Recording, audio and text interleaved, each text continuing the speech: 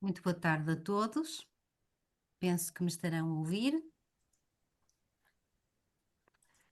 Bom, hum, eu gostaria, antes de mais, de agradecer a presença de todos aqui nesta nossa sessão, neste quarto encontro do ciclo de debates online que assinala os 50 anos do ICOM Portugal e em que vamos refletir um bocadinho sobre o papel que hoje assumem os profissionais de museus em geral e os desafios que atualmente se colocam à nossa comunidade museal aqui em Portugal. Gostaria de cumprimentar e agradecer aos colegas da direção do ICOM aqui presentes, à Mariana Jocó, Roberto Leite, à Natália Palmo, estão aqui também a ajudar-nos para o bom desenrolar desta iniciativa, deixando naturalmente uma palavra especial, um cumprimento especial ao nosso presidente, ao David Felizmino, pelo seu incansável empenho em conseguirmos, enfim, manter toda esta atividade, sobretudo neste ano de comemoração.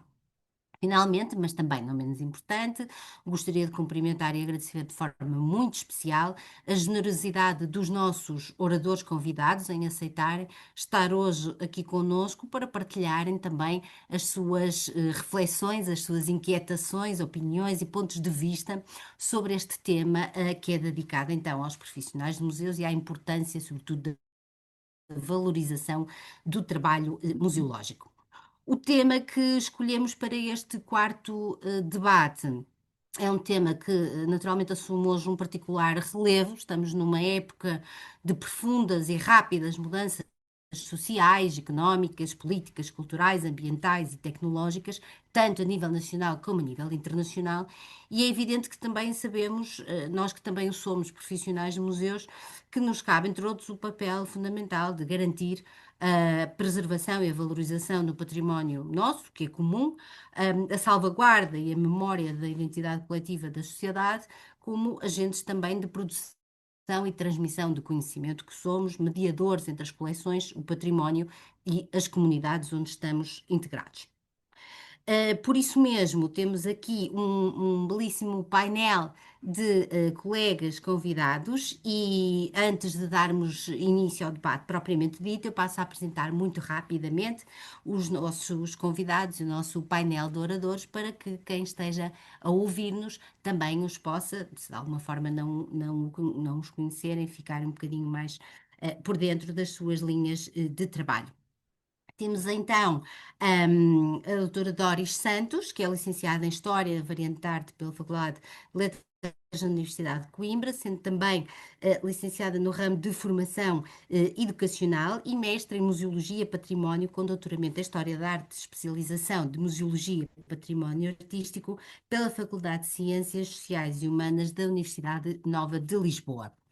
A doutora Doris foi técnica superior do Museu José Malhoa entre 2000 e 2009, nas Caldas da Rainha, onde exerceu diversas funções de investigação, inventário, programação, exposição e iniciou também um percurso preocupado com as questões da acessibilidade, tornando os museus mais acessíveis e mais apelativos para públicos diversificados. Entre 2009 e 2021 foi diretora e coordenadora do Museu Dr. Joaquim Manso na Nazaré e é desde janeiro de 2022 a diretora do Museu Nacional do Traje em Lisboa.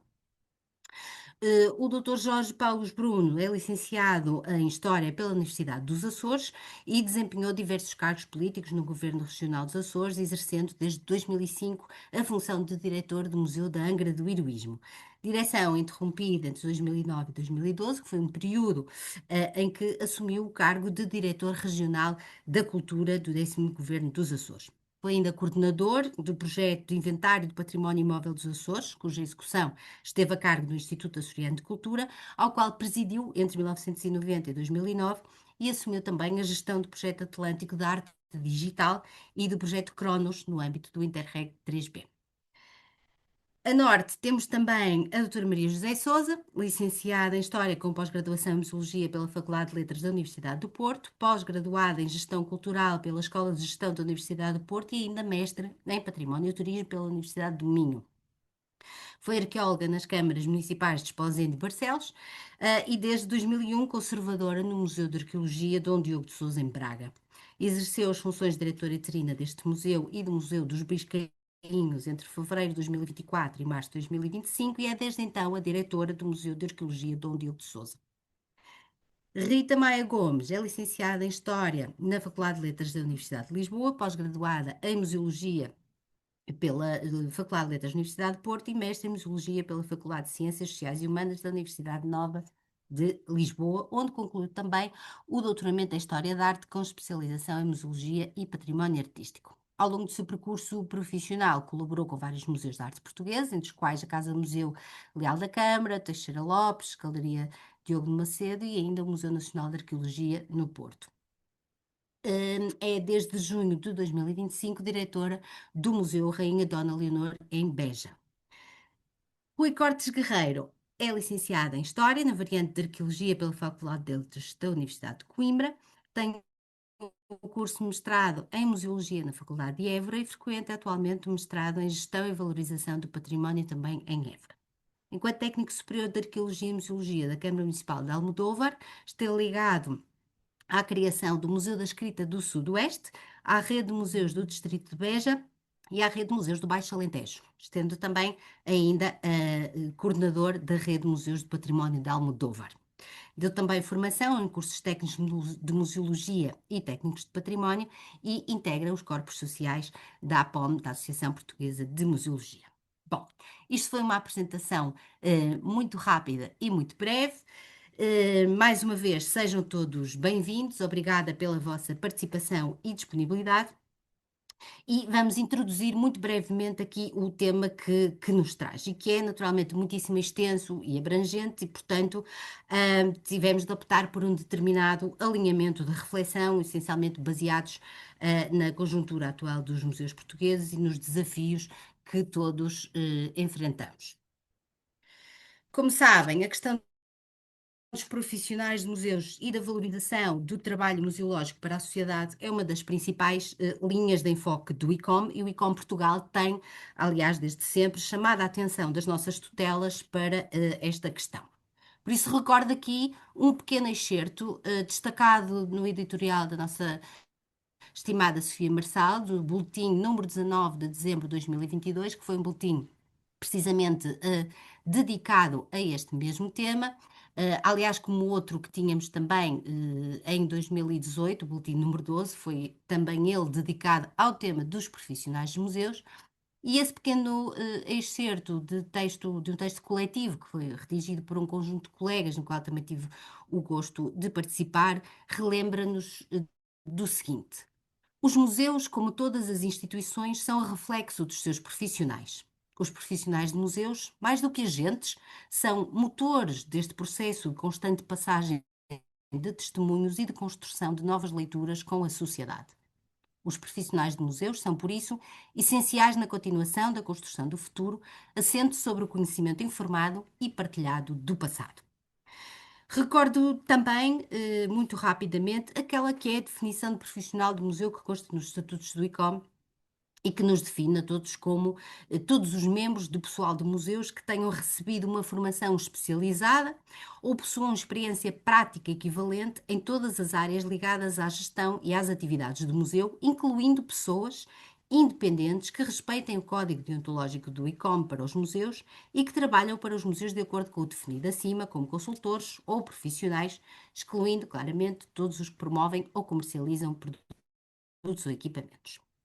Porque falamos aqui de profissionais de museus, precisamente naquele que é o âmbito da sua maior organização internacional associativa, parece-me que também importa aqui destacar a atual definição do conceito de museu, que foi aprovada em 2022, e que significa tanto uma excelente oportunidade de renovação e de inovação, quanto também, como sabemos, um enorme e difícil desafio para os museus e para as suas equipas. E por isso me parece que é um bocadinho inevitável questionar o que é que se espera agora das equipas museais à luz da atual definição de museu e neste novo paradigma funcional que esta mesma definição acaba por traduzir. Estaremos de facto preparados e capacitados para sermos os profissionais de museus neste novo conceito alargado? E que perfis e que competências são hoje necessárias aos profissionais de museus para corresponder aos desafios da sociedade? Estas são as questões que basicamente vamos discutir hoje e recordo muito brevemente, para um melhor enquadramento de todos, por um lado, o conceito de museu que ainda está na nossa Lei Quadro de 2024 e que define o museu como uma instituição de caráter permanente, com ou sem personalidade jurídica, sem fins lucrativos e dotada de uma gestão organizacional que lhe permite garantir o destino unitário de um conjunto de bens culturais e valorizá-lo através do conjunto das funções museológicas, facultando o acesso regular ao público e fomentando a democratização da cultura, a promoção da pessoa e o desenvolvimento da sociedade. No mesmo sentido, e também a definição do ICOM de 2017, mas a atual definição acaba por introduzir novos conceitos, reconhecendo a necessidade e a importância de uma maior abertura à sociedade, alinhada com as profundas mudanças no papel dos museus, que são, enfim, desejavelmente estruturais. Citando a mesma, só para relembrar, temos então um museu como uma instituição permanente, sem fins lucrativos, ao serviço da sociedade, que pesquisa, coleciona, conserva, interpreta e expõe o património material e imaterial. Os museus, abertos ao público, acessíveis e inclusivos, fomentam a diversidade e a sustentabilidade. E funcionam e comunicam ética, profissionalmente e com a participação das comunidades, proporcionando experiências diversas de educação, fruição, reflexão e partilha de conhecimento. Começo então, depois deste breve enquadramento, por colocar uma questão aos nossos convidados e que, no fundo, tem a ver com os desafios que se colocam hoje aos nossos museus e aos nossos profissionais à luz desta renovada definição. E o que é que devemos então esperar das nossas equipas? Que perfis e que competências específicas é que consideram que serão hoje necessárias para corresponder a este desafio de uma maior abertura da sociedade, da participação das comunidades? Como é que nós poderemos corresponder as nossas equipas a estes desenhos que no fundo são tão pluridisciplinares? Não sei qual dos colegas quer começar, se calhar começaria pela Doris. Muito boa noite, grata pelo convite para estar aqui nesta conversa de final de tarde e de alguma forma assinalar os 50 anos do ICOM Portugal. A questão que nos prende hoje aqui é de facto um desafio muito grande e premente e demasiado complexo e ampla, certamente que é um tema só por si que não ficará hoje esgotado. Desde logo pela questão de abertura, não é? Que perfis hoje são necessários para nós profissionais de museus para corresponder às necessidades, à necessidade, por um lado, de uma redefinição do que é o museu e, por outro lado, àquilo que atualmente a sociedade hoje espera dos próprios museus e que diferencia de outros espaços culturais. No meu entender, por um lado, essa redefinição de museu já resultou de um trabalho que vinha sendo realizado pelas próprias equipas nos últimos anos. Daí houve a necessidade afirmada pelos próprios profissionais de rever a definição de museus com a qual já não se identificavam em pleno, porque consideravam que os museus já cumpriam funções, tinham um papel na sociedade mais amplo do que a definição que já vinha anteriormente. E, portanto, de alguma forma, essa definição mais recente, embora seja nova, não traz totalmente, no meu entender, novas exigências aos profissionais, porque elas já se vinham colocando. Mas não deixa de ser verdade que temos essa tarefa cada vez mais exigente de corresponder a museus que sejam não apenas de conhecimento, de conservação das coleções, de salvaguarda do património, mas uma tónica colocada de uma forma muito premente na mediação e, sobretudo, na inclusão, na acessibilidade e na sustentabilidade. E isso necessariamente leva a que as nossas equipas tenham que ser cada vez mais plurais, portanto, e isso não apenas ao nível da nossa atuação, mas também ao nível da nossa formação. E eu estava a ouvir a Maria José falar sobre as formações que de alguma todos nós que aqui hoje estamos como convidados nos foram dando acesso a trabalhar nos museus, todos de alguma forma começámos ou por arqueologia, ou por história da arte, e então depois uma formação posterior, pós-graduada, mestrados, doutoramentos em museologia. Portanto, o que significa que, isso é uma questão que já há muitos anos vem sendo debatida, se a museologia é um campo de académico, de aprendizagem e de formação que deve corresponder a uma licenciatura, uma formação já de um grau superior de especialização, e por sua vez, no meu entender, cada vez mais a museologia também tem ramos específicos, não é? E portanto temos desde as áreas da atuação à educação, desde as áreas da mediação, da comunicação, para além, obviamente, das da conservação e gestão das coleções. Isso vai exigindo formações cada vez mais especializadas, não apenas ao nível da formação de base, a formação académica, mas depois ao nível de uma formação profissional, que também é fundamental ter uma formação não apenas em contexto de trabalho, mas formação que deve ser proporcionada também em termos académicos, mas também pelas próprias estruturas museológicas ou, portanto, sobretudo contextos de formação profissional que são fundamentais, ter essa componente prática que, que por vezes acaba por não prevalecer na formação de base e que depois é fundamental no exercício do trabalho profissional no dia a dia de um museu. Queria esgotar já o tema para deixar a oportunidade aos outros colegas para falar. Claro. Eu não sei, nós temos aqui o Rui, que pelo currículo que vi, foi também, ou eu também, formador na área dos cursos técnicos de Museologia e de Património.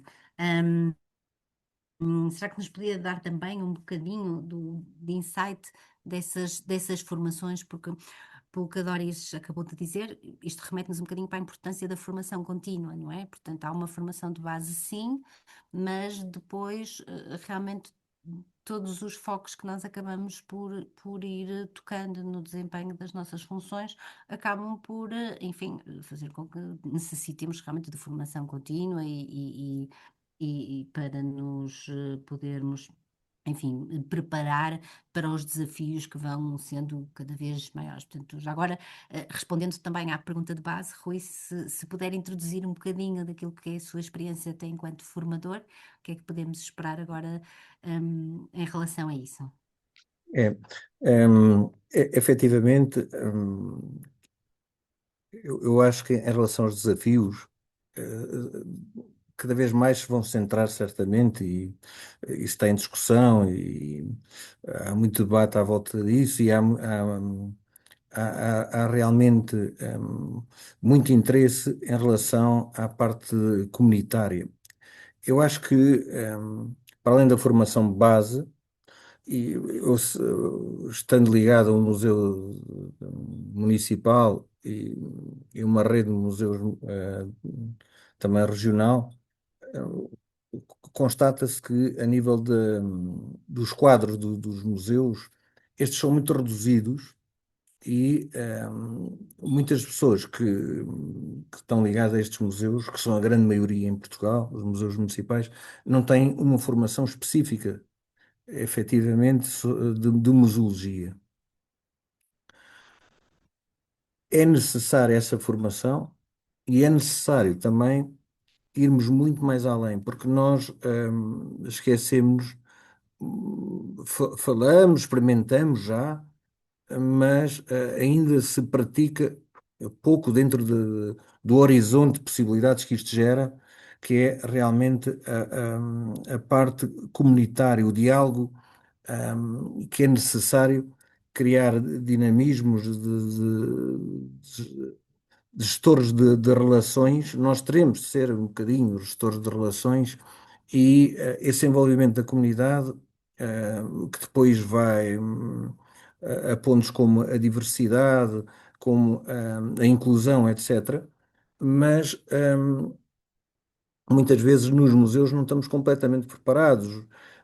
Experimentamos, efetivamente, estão a surgir inclusive muitas atividades neste âmbito, nos ecomuseus, mas também noutros museus. Nós, por exemplo, no nosso caso concreto, na rede de museus de Almodóvar, temos feito esse tipo de experiência com as limitações que temos, nomeadamente a nível de pessoal, há uma tentativa de preparação do pessoal afeta os museus. No entanto, muitos dos que chegam e que trabalham na equipa não têm uma formação base, mas há um esforço permanente ir ao encontro disto, trabalhar com as escolas, cada vez mais num diálogo, como eu dizia há pouco,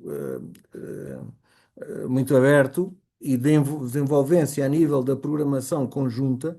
Isso cada vez acho que é um paradigma essencial, a programação conjunta, não apresentarmos só, ahm, portanto, já tudo concluído, já tudo programado, já tudo previsto, mas ainda há pouco tempo nós tivemos aqui uma reuniões de trabalho com professores na escola e os resultados foram muito profícuos, porque eu costumo dizer que se fervilhou ali, não é? Fervilhou, as ideias surgiram e consegue-se ir muito mais longe em envolver os vários públicos, o público escolar à cabeça, mas não só, público sénior, as associações, etc.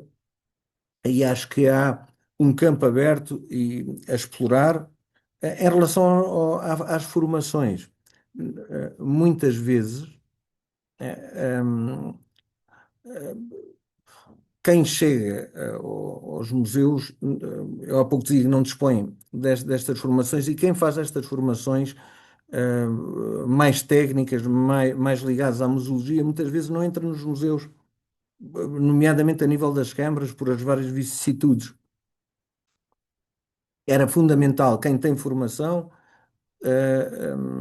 ser considerado como prioritário a vários níveis e as equipas serem multidisciplinares.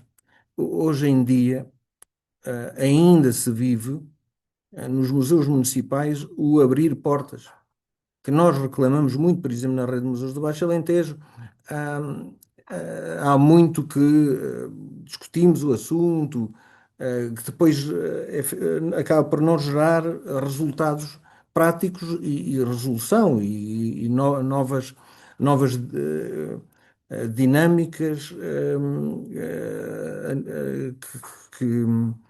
que resolvam este paradigma, esta problemática.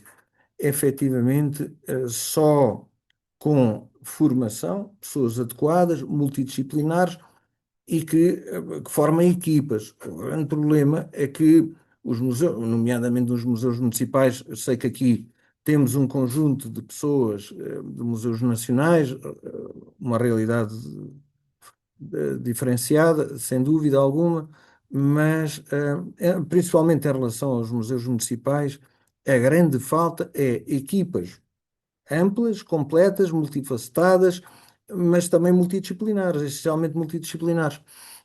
Isso pode permitir e vai permitir certamente futuramente novas visões e novas dinâmicas, novas gestões dos museus.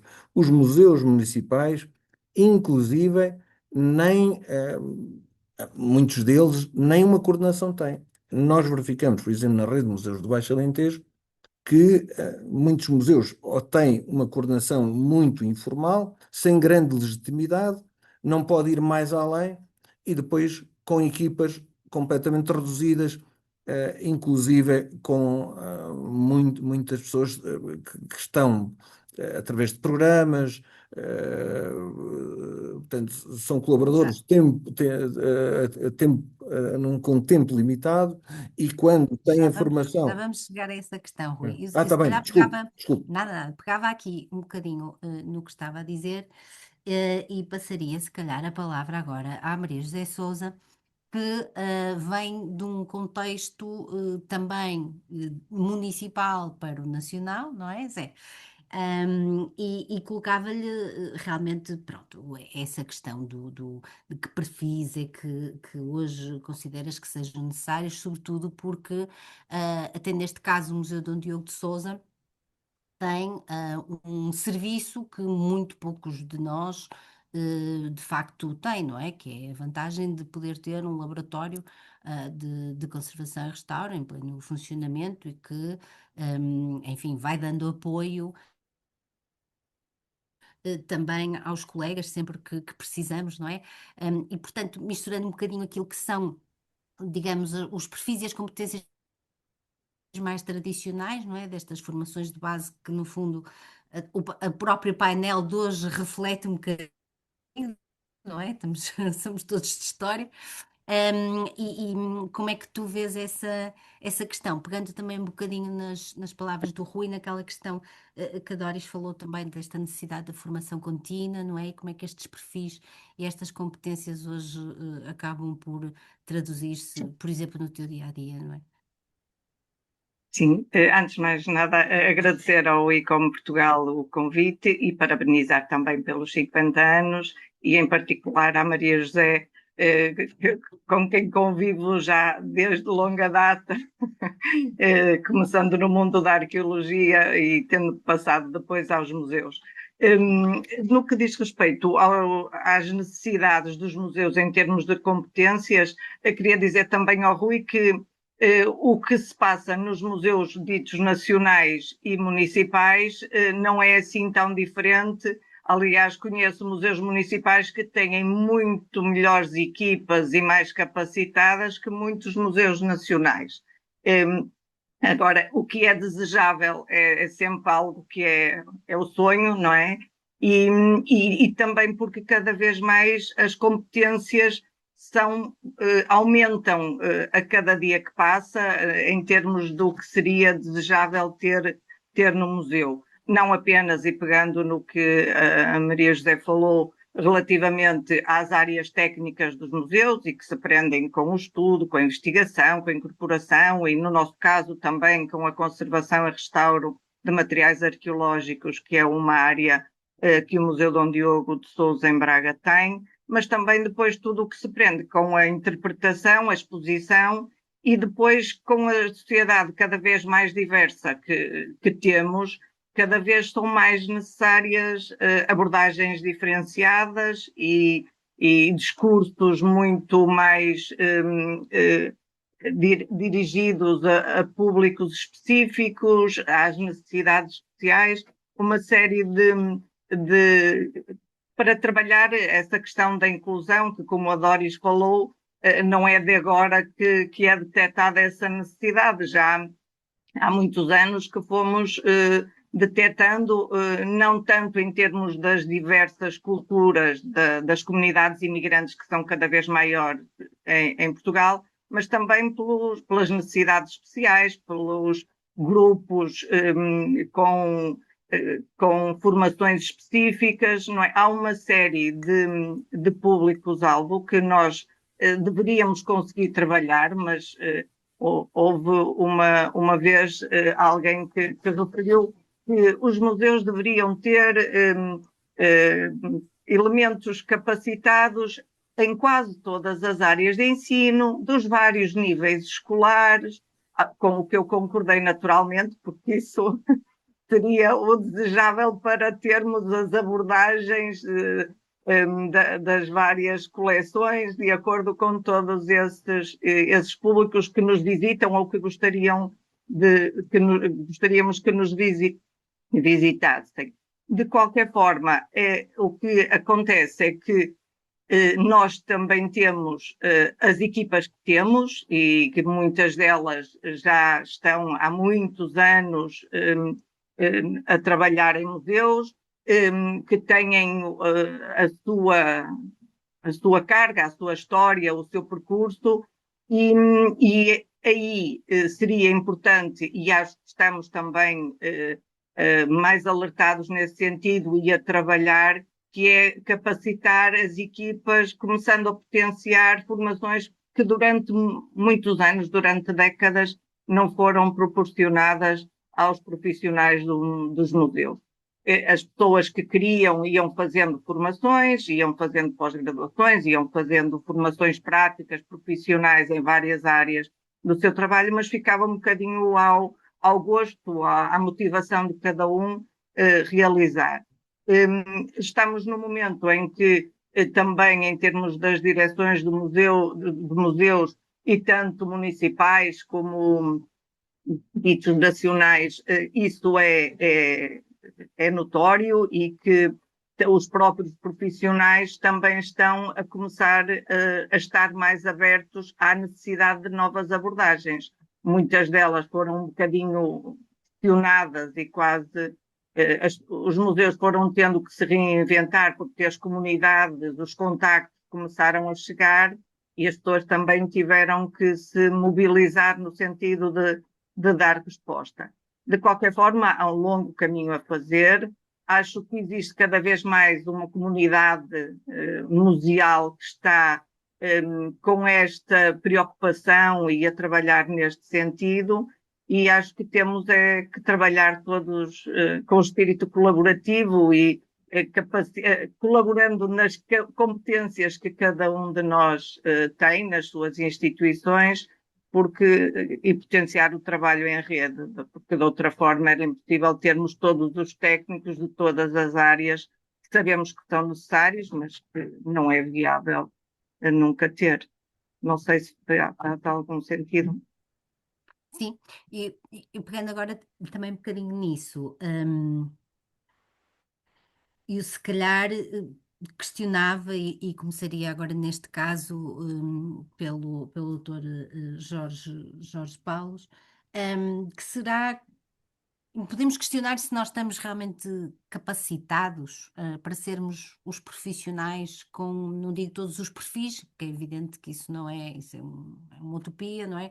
Mas com o perfil necessário e mais abrangente para este novo conceito, no sentido de quer diretores, quer equipas, estarmos preparados para nos capacitarmos e articular as competências mais tradicionais, não é? Que são aquelas que a maior parte de nós detém e ligadas às funções museológicas da Lei Quadro, como vimos, mas sobretudo com outras novas competências que se vão impondo e que são mais transversais, com novos perfis emergentes e que estão ligados a áreas que nós não estamos habituados a trabalhar tão diretamente, como por exemplo a área da gestão, não é? Ou as áreas ligadas ao ambiente, às novas tecnologias, à transição digital, à comunicação, à mediação, à segurança. O setor que já teve uma panóplia mais alargada de, enfim, de experiências até a nível político, como é que vê essa questão relativamente, não só ainda que temporariamente, estamos à frente de uma equipa, como é que poderemos adaptar-nos também a estes perfis emergentes e estas competências transversais que hoje faz todo sentido termos. Eu creio que os museus hoje em dia estão progressivamente a adaptar-se à nova concepção de museu. Aliás, como já foi dito aqui, a fixação na Lei Quadro dos Museus resulta já de uma prática que ocorria em que o museu se transforma mais num equipamento cultural aberto à comunidade, inclusivo, propriamente um espaço apenas de preservação de memória, que ficava ali guardada e que poucas pessoas tinham acesso. É necessário chamar gente aos museus, os museus têm que ter um compromisso com a sociedade, com a comunidade onde se inserem. Para isso, é necessário ter profissionais capazes e com formação e perfis adequados. E muitos deles não são propriamente da área da museologia. Temos de contar com gente da área da comunicação, do design, da área da mediação cultural, etc. E é toda esta equipa que integra naturalmente também os museólogos que fazem com que o museu, hoje em dia, seja um museu, como se pretende, de portas abertas e com um compromisso com a comunidade.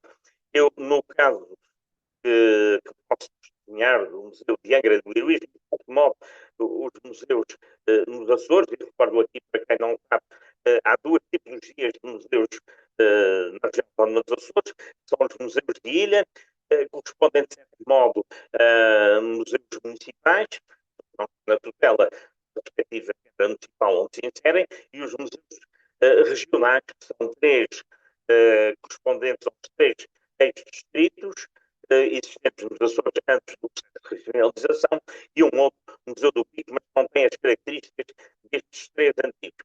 E esses três correspondem ao nível daquilo que é um museu de caráter nacional. O caso concreto do Museu de Angra do Heroísmo tem vindo ao longo dos últimos anos a ter uma proximidade muito grande com a sociedade, e para isso concorrem, como disse, um conjunto de profissionais muito alargados, que vai desde o setor administrativo, desde os acompanhamentos de visitantes, desde os recepcionistas, depois temos as equipas operacionais que montam e produzem as exposições, as equipas de limpeza, tudo isto, todos estes profissionais, consoante a sua competência, têm que ter depois aí uma determinada formação na área museológica. Uma funcionária, por exemplo, de limpeza num museu não pode ter apenas o perfil que tem uma funcionária de limpeza num supermercado ou num hotel. Tem de ter um outro perfil, e compete-nos a nós, responsáveis pelas instituições, dar essa formação. Uma formação não extremamente certificada, mas dar-vos os ensinamentos necessários para verem como devem lidar com as peças, ao nível do conservação e restauro também não é tanto necessário, mas também devem os conservadores e restauradores agir e dar formação às pessoas que fazem a manutenção de algumas peças. Portanto, é um trabalho de equipa, tem de ser conjunto. A formação deveria ser mais intensa. No caso concreto do Museu de Angra e dos Museus dos Açores, ela não é proporcionada. Nós, infelizmente, não temos uma rede que está na legislação, mas não funciona na prática, e normalmente a rede de museus, etc., é que poderiam ter essa competência e essa tarefa de promover a transformação do concreto do Museu de Angra. Isto não acontece nos Açores, e o que é possível é a autoformação.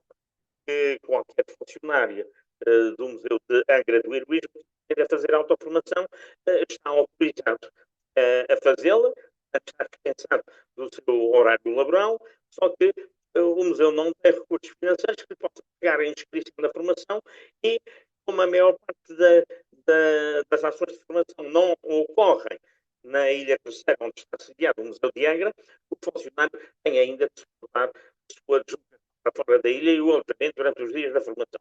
Infelizmente, nós não temos condições para proporcionar aos funcionários, mas o que ao nosso alcance é, de facto, essa autorização da alta formação. Mas, em síntese, creio que progressivamente os museus estão e os seus profissionais estão consciencializados da necessidade de nós encararmos o museu como um equipamento, uma estrutura equipamental bem diferente daquilo que há 10 ou há 15 anos que ocorria.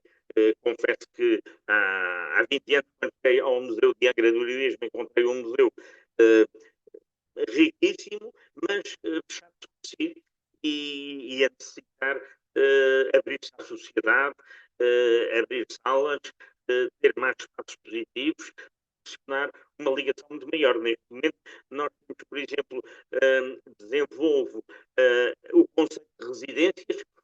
Tem um organista residente, porque o Museu de Angra do Heroísmo tem uma igreja com um órgão histórico do século XVIII, de Cerveira, a funcionar, foi restaurado. Tem um organista residente que executa o órgão quando quer, e todos os domingos oferece ao público visitante um concerto de 40 minutos gratuitos no museu. tem, por exemplo, um clube de fotografia analógica, já tivemos um grupo de teatro também residente. Acho que isto são possibilidades de trazer a comunidade para dentro do museu. Isso também me interessa. Estratégias, não é? Vai Estratégias, acabando não, por. não só o público que nos visita, que é um determinado público, temos que estar preparado, mas acima de tudo as pessoas da comunidade têm que viver o seu museu. Muito bem. Rita, estamos todos aqui a falar um bocadinho desta questão dos perfis e das competências. Como é que, chegando assim ao Museu Nacional, já com equipa estabelecida, enfim, como é que é essa experiência, por exemplo, ao nível da direção? Acha que, por exemplo, um perfil ligado à gestão faz mais sentido do que um perfil academicamente ligado à tipologia de coleção que o museu tem, por exemplo? Acha que nós teríamos de adaptar os nossos próprios perfis a estas questões também da gestão de outro tipo de abertura que o museu tem, e toda a gente o referiu e muito bem, é evidente que isso já fazia parte da praxis. O que eu acho, a minha opinião pessoal, é que quando estas coisas que nós temos o hábito de fazer e fazem parte do nosso dia a dia, depois são consubstanciadas num documento, não é? Portanto, elas passam de facto a uma norma, digamos assim, ou pelo menos a uma indicação escrita, ganham uma outra dinâmica, não é? E já não é uma coisa que nós façamos porque sabemos que temos que o fazer para que os nossos museus e equipas possam chegar, por exemplo, às comunidades e com elas trabalhar também, mas passa quase a ser uma obrigação. Como é que nós gerimos tudo isto? De que perspectiva funcional é que acha que nós poderemos orientar-nos a nós e às nossas equipas? Boa noite, boa tarde, obrigada pelo convite. A questão que coloca agora dentro da questão geral, não é? Ora bem, a questão da gestão, é importante termos competências de gestão e é importante termos competências também ao nível das áreas temáticas das coleções dos nossos museus. Sem dúvida, eu acho que é importante sermos híbridos e acho que a palavra híbrido é uma palavra-chave, quer para as equipas, quer para a gestão em geral, não é? Temos que ser flexíveis e adaptáveis e muito sensíveis a tudo. E portanto sermos híbridos é positivo. Claro que nós sabemos que quando falamos de equipas de museus, nós nunca temos as equipas ideais, mas cabe-nos a nós mobilizá-las em torno de propósitos, não é? E em torno, sobretudo, dos novos desafios que se colocam.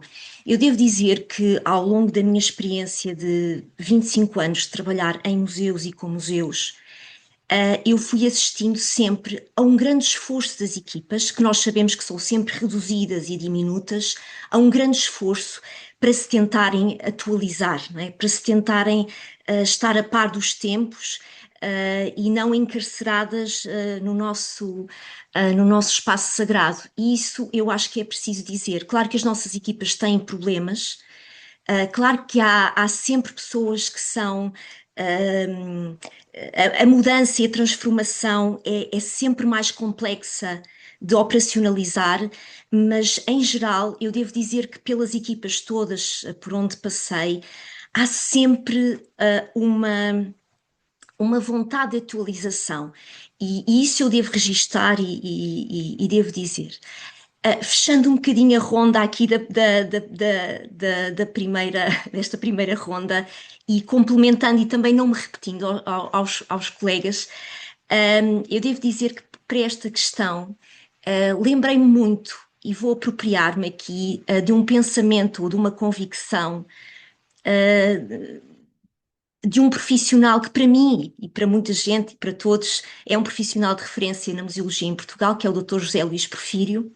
e o Dr. José Luís Porfírio, que foi responsável pela formação de muitos conservadores de museus, dizia e diz que o conservador, portanto, tem uma definição de museu, usando 3 metáforas para o conservador do museu, como um pastor de coleções, como um guarda prisional e como uma dona de casa.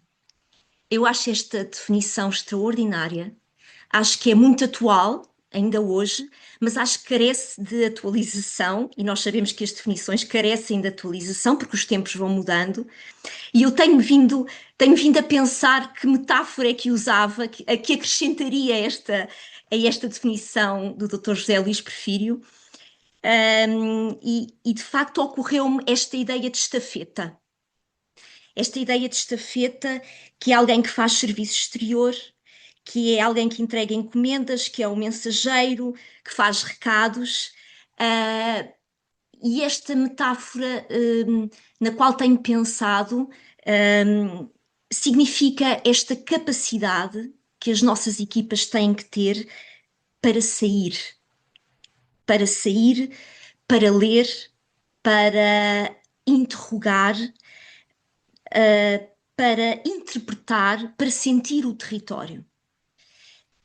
E esse acho que é o grande desafio que nós temos hoje. Nós temos que sair e sentir absolutamente o território que está em constante mudança, que nos pede múltiplas narrativas, que nos pede diferenciação de atividades e de modos de estar, e eu acho que esse trabalho é crucial para a nossa sobrevivência, se pensarmos em nós, museus, como instituições civilizacionais de referência, e para irmos encontrando as nossas múltiplas razões de ser. Eu acho que nós não temos só uma razão de ser, temos que ir descobrindo múltiplas razões de ser. Concordo, Rita. E por acaso essa situação é muito. Fez-me pensar também numa outra questão dos estafetas, daquelas corridas de passagem de estafetas que também às vezes é necessário, por exemplo, pronto, no nosso E caso, nós já tem sabemos, acontecido, por exemplo, entre diretores, não é? Em que temos a sorte de nos conseguirmos cruzar, não é? E conseguirmos fazer essa passagem de testemunho, e portanto, essa ideia de que realmente, para além disso, nós temos que abraçar o território, abraçar as comunidades, não é?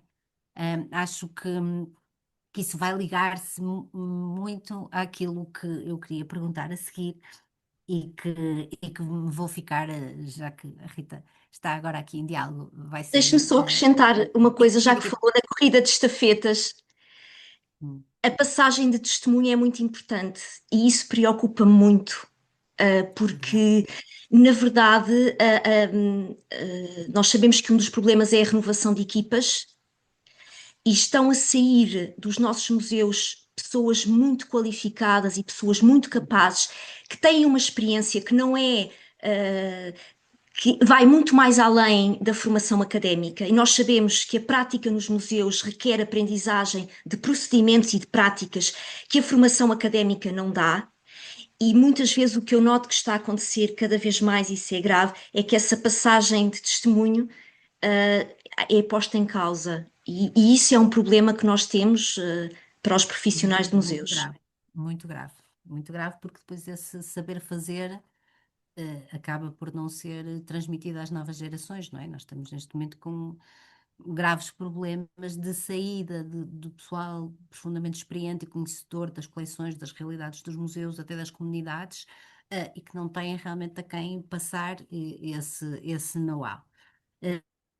E isso, pronto, sabemos realmente que a esmagadora maioria dos museus, e neste caso até os nacionais, eu diria que estão piores, que estão numa constante carência de recursos humanos, com equipas que no fundo vão envelhecendo, não é? Que não têm nenhum plano de renovação geracional dos seus quadros, e com isto nós não estamos a conseguir assegurar que as instituições façam precisamente essa desejável transmissão do conhecimento técnico e desses saberes acumulados de décadas às vezes, não é? Portanto, Este problema já foi identificado, já foi alvo até de vários alertas, quer pelo ICOM, quer pela APOM, quer até pelos vários grupos de trabalho que já foram dedicando o seu tempo a esta questão, o Grupo de Trabalho sobre Museus, da Rede Portuguesa de Museus também.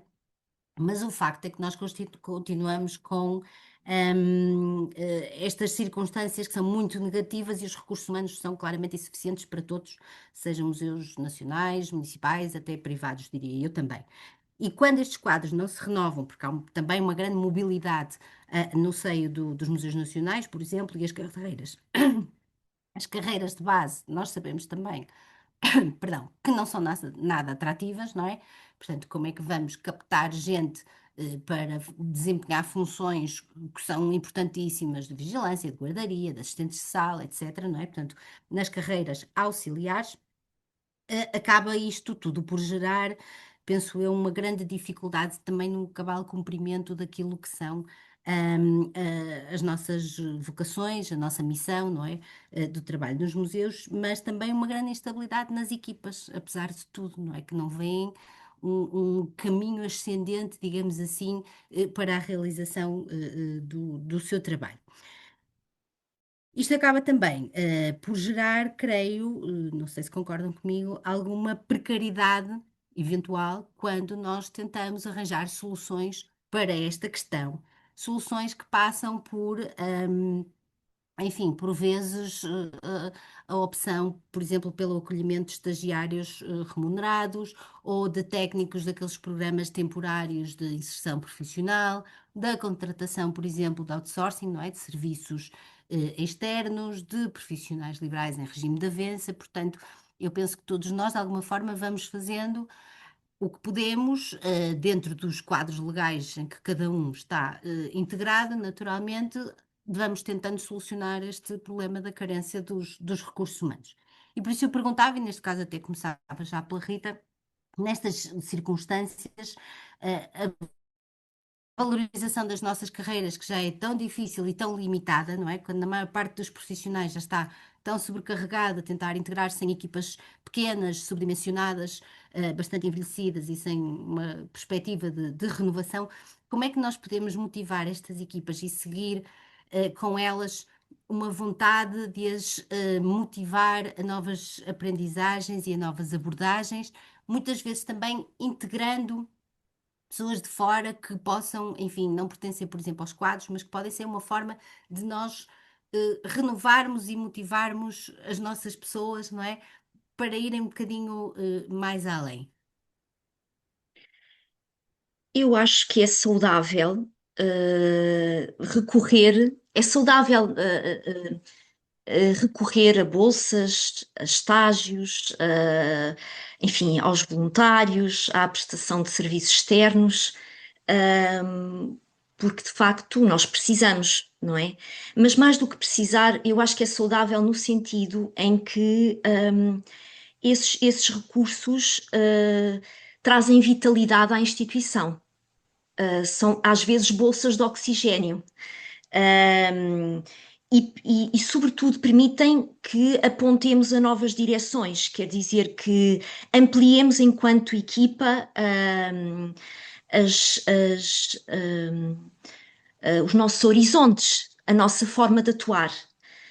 Agora, eu acho é que isso não pode camuflar esse recorrer ao exterior e estas formas que nós todos conhecemos, não pode camuflar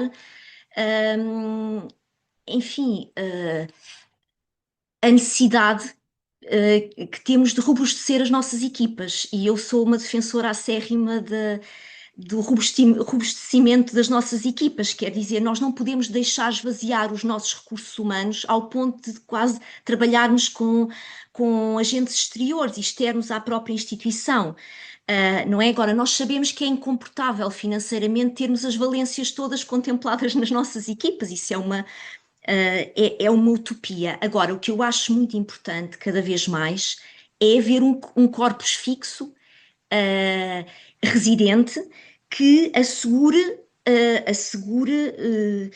como é que é dizer, a cultura institucional, que assegura a perpetuação da história da instituição, o cumprimento da missão, os procedimentos técnicos, e que de facto agregue, é muito importante esta equipa interna agregar esses agentes externos que trabalham à volta, que habitam muitas vezes nos nossos museus e que o visitam muitas vezes.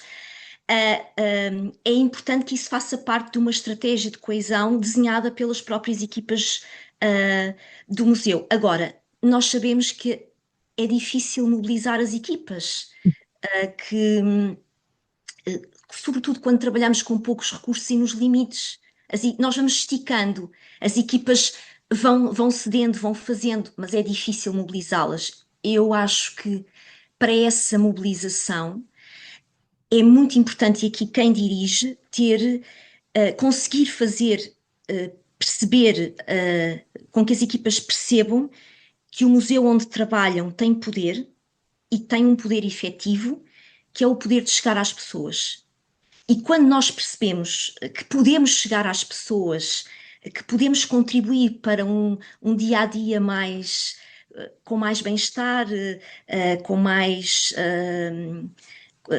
enfim, contribuir para cidadãos mais sensíveis, mais felizes, quando nós percebemos que temos esse poder, eu acho que uma equipa agiganta-se. E aí consegue alguns milagres. E é assim que nós vamos lidando, não é? É com estes milagres que vamos conseguindo fazer. É verdade. Doris, o que é que acha em relação a este aspecto de, por um lado, conseguirmos estratégias para motivar as nossas equipas, que às vezes estão, enfim, mais envelhecidas, menos preparadas para os desafios, por exemplo, do digital, não é? A digitalização de coleções, a comunicação online, etc. E esta necessidade desta bolha de ar, não é? Como bolha de oxigênio, como dizia a Rita, que por vezes nos chega por vias que alguns consideram, enfim, como, por um lado, um desafio que nós precisamos de encarar, mas há quem considere que a forma como estas bolhas de ar às vezes podem chegar aos museus também representa em simultâneo uma certa precariedade, não é? Porque idealmente nós não conseguimos ter todos os perfis no quadro do pessoal permanente, não é? Digamos assim. Eu também questiono se isso faz sentido, vá.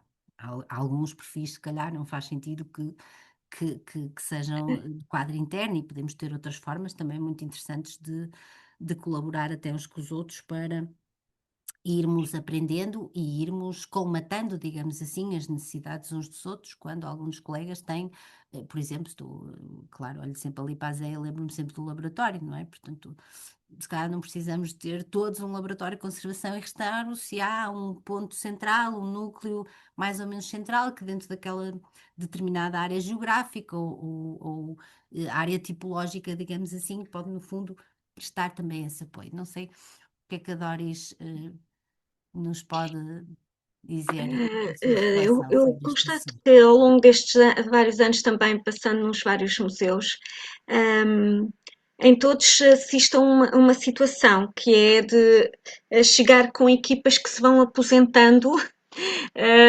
e, portanto, constatar que há 30 anos atrás os museus tinham o dobro das pessoas. Paralelamente, existe cada vez mais essas funções especializadas. Ora, como é que nós vamos ultrapassar essa situação, não é? Sabemos que, por um lado, havia uma época em que o trabalho era mais segmentado, ou seja, cada técnico fazia exclusivamente uma determinada função, e essa é outra questão também devemos discutir, que tem a ver com as funções ou as profissões, ou como queiramos chamar, dentro dos próprios museus. Falaram há pouco dos vigilantes, recepcionistas, que chegou a ser uma carreira própria, os conservadores chegou a ser uma carreira própria. O conservador restaurador neste momento é o único que ainda tem essa denominação e que, ao qual nós apenas podemos atribuir a conservação e restauro a pessoas que tenham de facto essa formação especializada, não é? Portanto, toda a outra, as outras funções que tinham até denominações específicas em termos de carreira foram-se perdendo com esta revisão da administração pública, nomeadamente, estou falando em museus que sempre trabalhei, que foram museus da esfera da administração central, mas que é um pouco transversal também aos museus municipais, como aqui falámos, de alguma forma um certo esvaziamento, para quê? Para permitir que as pessoas também atuem de forma transversal. E, portanto, essa ideia de que alguém que começou a trabalhar num inventário e fica eternamente a trabalhar num inventário de uma coleção e não faz exposições ou não trabalha na parte educativa foi-se alterando.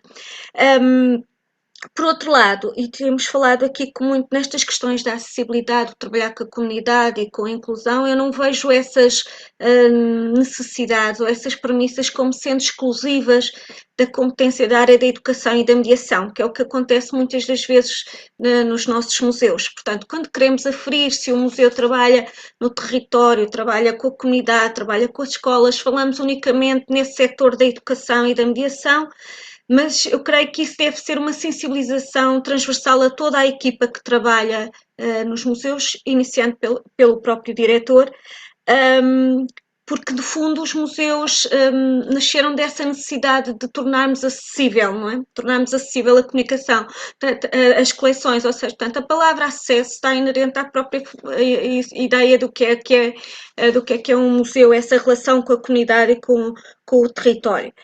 Há outra especialização que me preocupa, para além dessa perda do saber e dessa perda de comunicação entre estafetas, como a Rita disse, que é de facto a área da vigilância e da recepção. Essa, para mim, penso que é das áreas mais difíceis de sensibilizar, de motivar, porque todas as outras áreas, de alguma forma, eu vejo pelas equipas em que tenho trabalhado e que agora ultimamente tenho dirigido, como no caso do Museu Nacional do Trás, são pessoas que dão muito de si para conseguirem que os museus ultrapassem essas dificuldades que todos nós falámos, de equipas reduzidas, deficientes condições espaciais, quererem fazer mais do que aquilo que têm recursos financeiros e capacidade e autonomia para o fazer.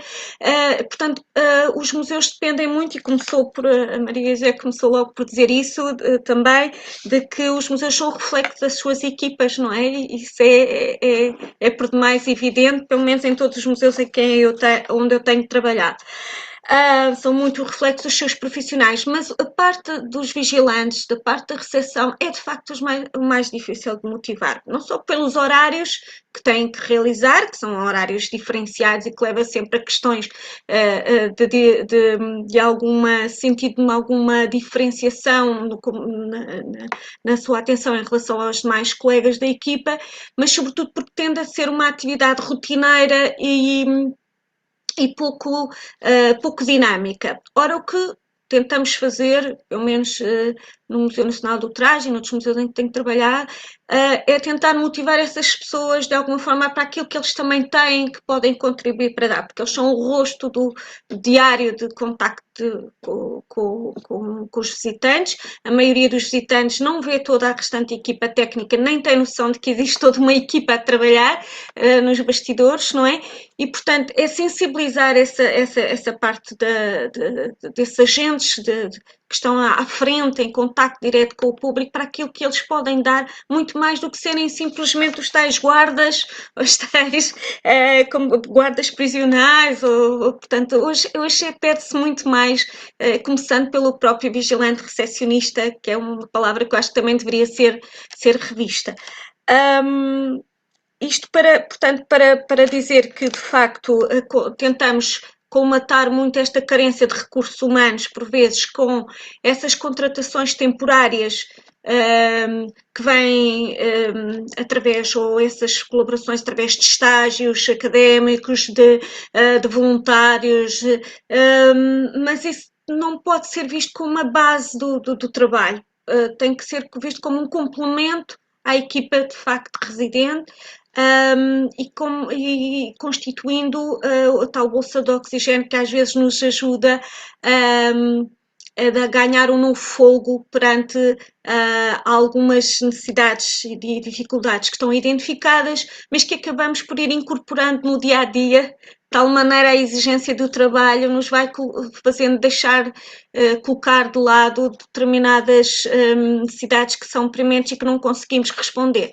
E, portanto, essas novas colaborações, que muitas vezes assumem a forma de gerações mais novas, não é?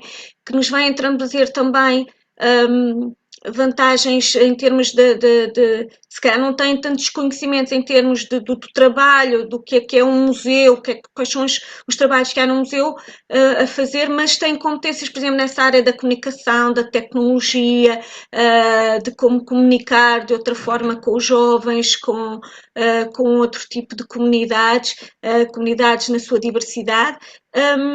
E que, portanto, devemos, obviamente, e pelo menos no Museu Nacional do Traje, tentamos fazer, e isso é uma reflexão que eu também aqui partilho convosco, estamos com colaboradores ou aqui com intervenientes de vários pontos do país, não é? E ser Museu Nacional em Lisboa, na minha ótica, não é o mesmo que ser Museu Nacional em Beja ou em Braga ou em Guimarães. Eu trabalhei em museus de escala mais local, Caldas de Rainha, Nazaré, e aí trabalhar com a comunidade é completamente diferente de trabalhar em Lisboa, o que é o território, o que é a comunidade em Lisboa. E isso exige ainda mais de nós, das nossas competências e das nossas equipas, não é? Essa foi uma excelente observação, Doris, porque realmente o estatuto portanto, não nivela os próprios museus nacionais, não é? Há todo um conjunto de circunstâncias, até geográficas, socioeconómicas, etc., que os diferenciam. E nesse sentido, se calhar pegava agora aqui no que acabou de dizer e perguntava à Maria José de Souza. Um museu que foi regional, não é? Agora é nacional, no norte do país, não é? No nosso norte, em Braga, tem estes desafios muito diferentes do Museu Nacional em Lisboa, naturalmente. Mas, relativamente, por exemplo, a esta motivação das carreiras auxiliares, não é? Eu penso que, se calhar, acabas por conseguir dar-nos alguma estratégia do que se passa em Braga, não é? Que eu sei que sim. E já agora lançava também o repto de, pegando nisso, ver como é que, por exemplo, um museu que tem uma tipologia muito específica, um museu de arqueologia neste caso, certamente que também é muitíssimo procurado, por exemplo, por investigadores da área, não é? Se isso te tem trazido alguma bolha de oxigênio, como dizia a Rita, não é? E se porventura isso acaba por também, digamos, espicaçar um bocadinho a própria equipa, não é? A poder corresponder a estes desafios. Sim. Sim, no caso, o Museu de Arqueologia Dom Diogo de Sousa tem duas particularidades. Uma é ter uma equipa, um grupo grande de elementos que trabalha no museu há mais de 45 anos e que alguns já se aposentaram e muitos outros estão em fase de muita proximidade Desculpa, mas vou-te interromper, tens aposentados que são voluntários, correto? Sim, também temos, sim. E o que acontece é que também há alguns que não se vão aposentar, e aí pegava um bocadinho no que a Doris falou. Realmente é muito diferente o pessoal técnico em termos de motivação do que muitas vezes os colegas que estão no atendimento ao público, precisamente por essas razões que a Doris apontou. Este grupo de profissionais em fase de aposentação são pessoas com aquela experiência que não há formação académica que possa dar paralelo, mas que constituem também os mediadores em termos do acolhimento, e nós temos muito no Museu Dom Diogo de Sousa voluntários, estagiários, investigadores que ao mesmo tempo também estudam as nossas coleções e que produzem conhecimento que depois é muito útil para o museu. E estes elementos, alguns deles funcionam também como agregadores, porque o facto de nós termos voluntários e estagiários não é apenas mais-valia para o museu em termos de trabalho que possam acrescentar. Exige também que o museu acompanhe e enquadre essas pessoas que chegam e que, ou seja, não é, muitas vezes as pessoas falam que são utilizados como substituindo funcionários e, na minha ótica, é muito mais dão contributo, sim, e que trazem ar fresco e competências profissionais que os museus não têm, mas de qualquer forma isso exige também que o museu possa acompanhar, dar enquadramento, proporcionar informação para que depois possam trabalhar, mas no Acaba por nosso ser caso. quase também um trabalho acrescido para as equipas, não é? Exatamente, é isso que também é importante que seja referido. Agora, é claro, nós no caso do Museu Dom Diogo de Sousa temos tido estagiários da área da comunicação em ciência, da tradução e comunicação multilingue. Estamos também agora com alguns projetos com instituições um bocadinho relacionadas com a mediação, não apenas mediação cultural, mas todas as outras vertentes da mediação, também em termos da prescrição social, da inclusão, estamos a trabalhar, mas isso também acaba por exigir que haja elementos na equipa que estão afetos a fazer essas pontes, a acompanhar, mas de qualquer modo gera, pronto, dá uma competência nas áreas do digital, da,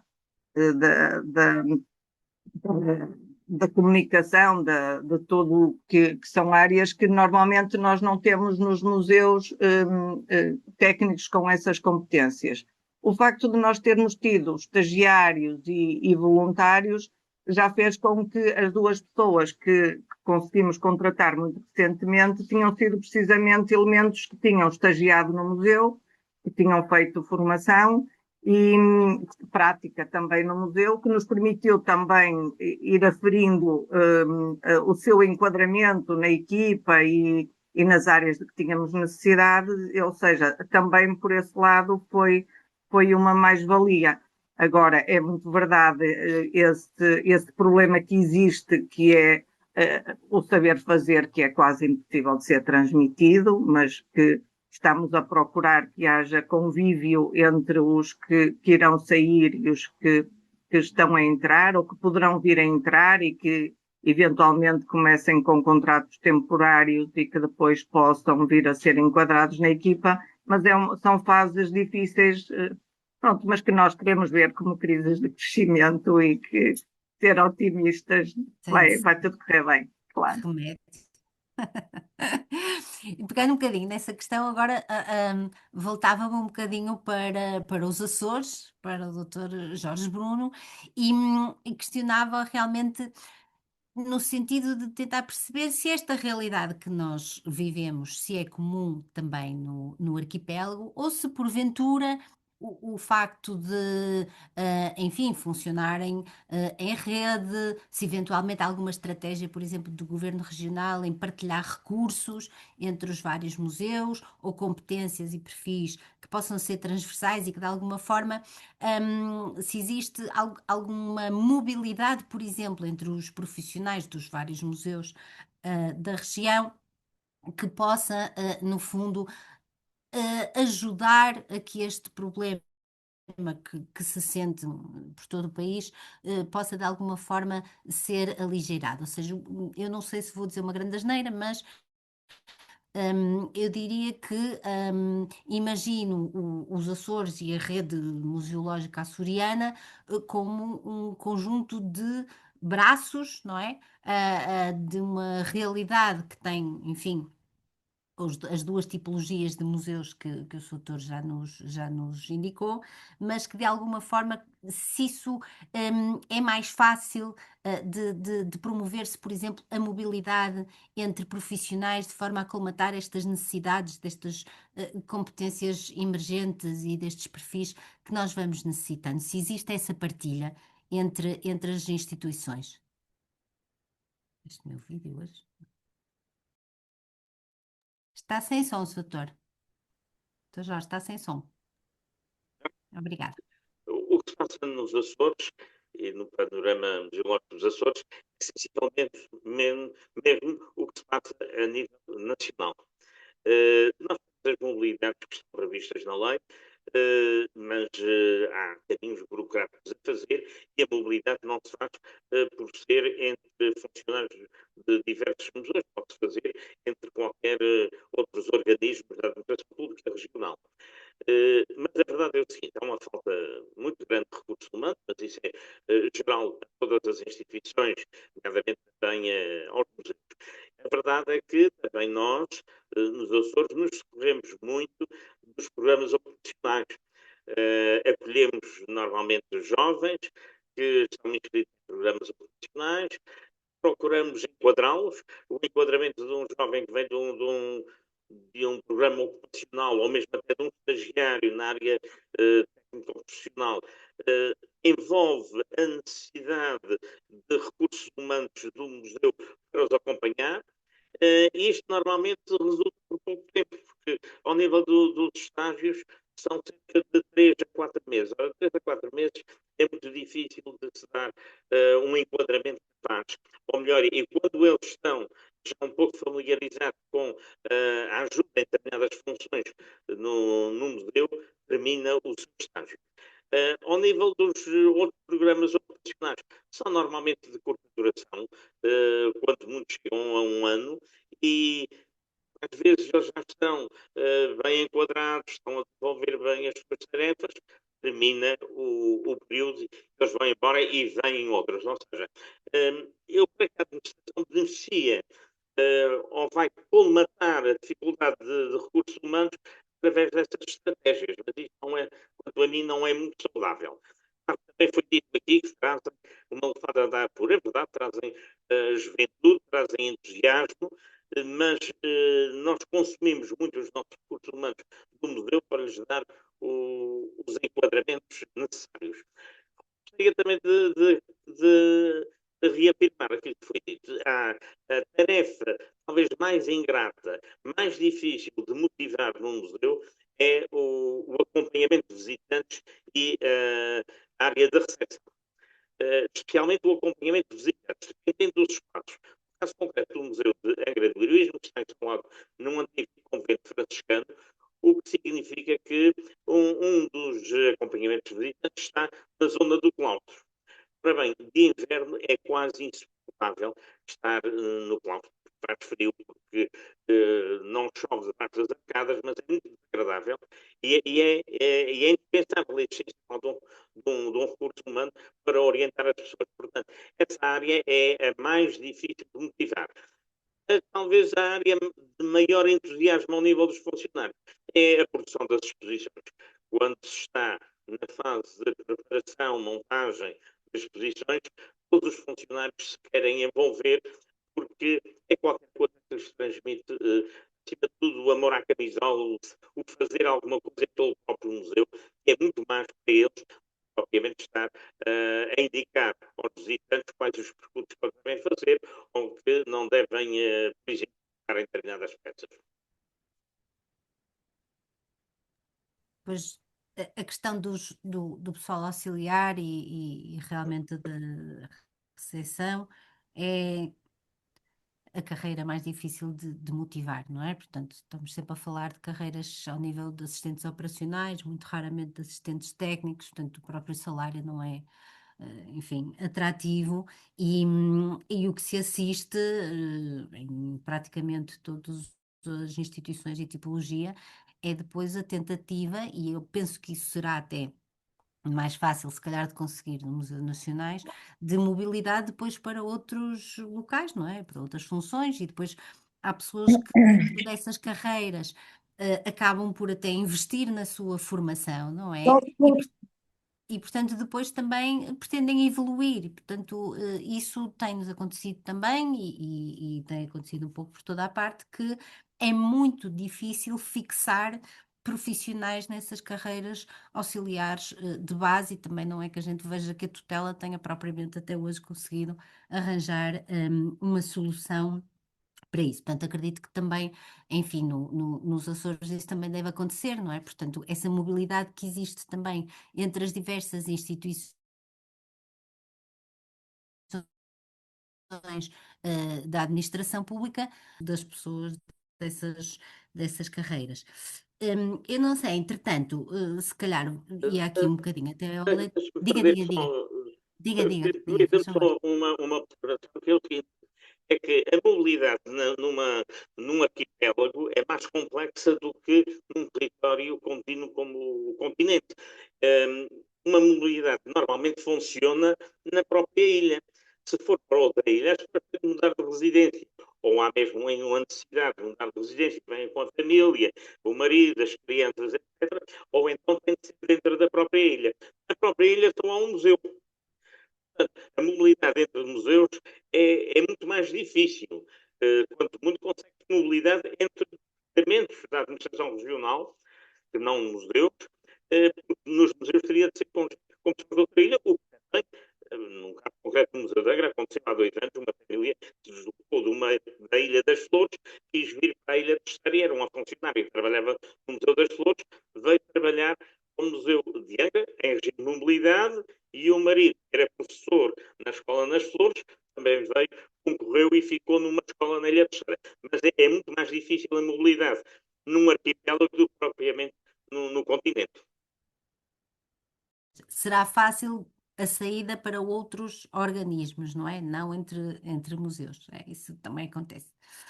E eu, se calhar, pegava agora aqui um bocadinho nessa questão que estávamos a falar anteriormente, de tentarmos, enfim, arranjarmos soluções para incorporarmos novos perfis e novas competências com áreas que, enfim, tradicionalmente não costumávamos trabalhar tanto, pelo menos até antes da pandemia, não é? Eu penso que com a pandemia todos nós fomos obrigados a virar-nos para o digital, de uma forma ou de outra, e portanto aí também já foi um forcing muito necessário. E questionava o Rui no sentido de perceber se, por exemplo, se o Baixo Alentejo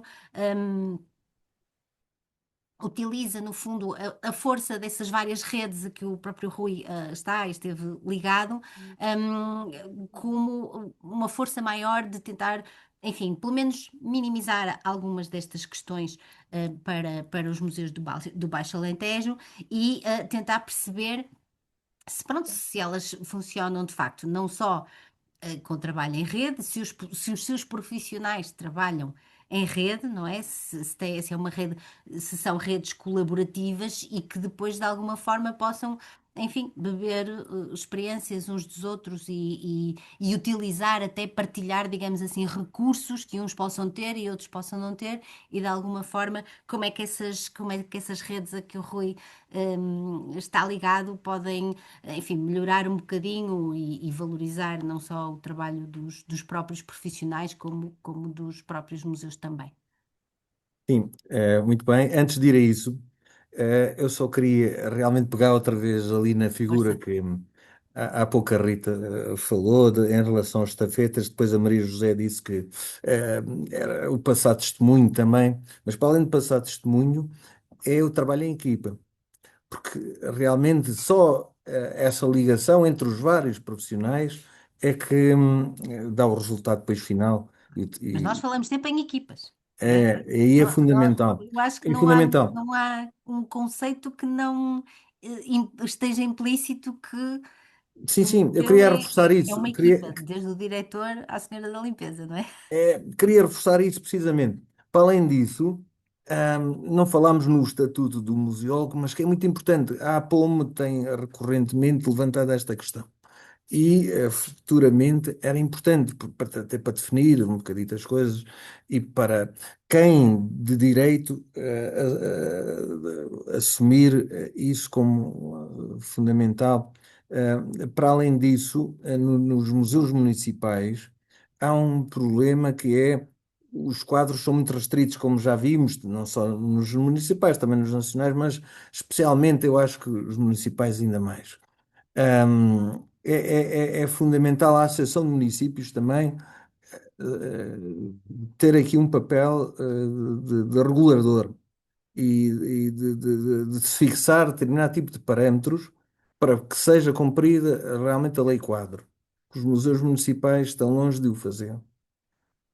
Para além disso, os museus municipais deviam só poder candidatar financiamentos se cumprissem determinado tipo de pressupostos, nomeadamente ter quadros como as bibliotecas municipais têm. À cabeça um diretor e depois por aí afora. Coisa que não acontece. Para além disso, eu concordo com as redes colaborativas, são muito importantes e até, em muitos casos, fundamentais, como depois tudo o que foi aqui falado em relação aos estágios profissionais, a prestação de serviços, que todos temos de recorrer e são realmente estímulos, são reforços, são enriquecedores, desde que não se suprimam, mas isto acho que foi até também aqui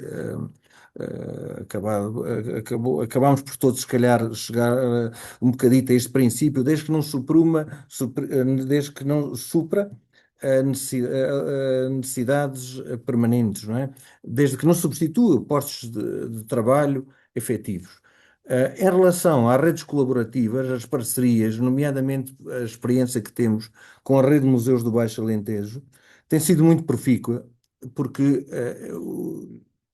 a maior parte dos museus não tem realmente meios técnicos e os poucos que têm proporcionado, olha, por exemplo, na conservação e restauro, só para verem a dimensão da coisa, conservação e restauro, só o município de Mértola atualmente é que tem Almodóvar tinha e a colega transitou, portanto, por mobilidade para o Museu Nacional de Arqueologia, depois de 12 anos de estar cá. Não foi substituída. Não foi substituída. E só para verem a dimensão da coisa. Então, olha, em relação à conservação e restauro, para além das empresas, das prestações de serviço, tem havido essa boa parceria, essa boa proximidade esse apoio da Câmara Municipal de Mértola, olha, em relação, por exemplo, ao Museu da Escrita do Sudoeste já aconteceu e noutras circunstâncias assim foi. Para além disso, a rede de museus tem proporcionado encontros frequentes de técnicos em que visitamos, por exemplo, um determinado museu da rede e lá é abordada a forma de funcionamento, até as dificuldades, as faltas, etc.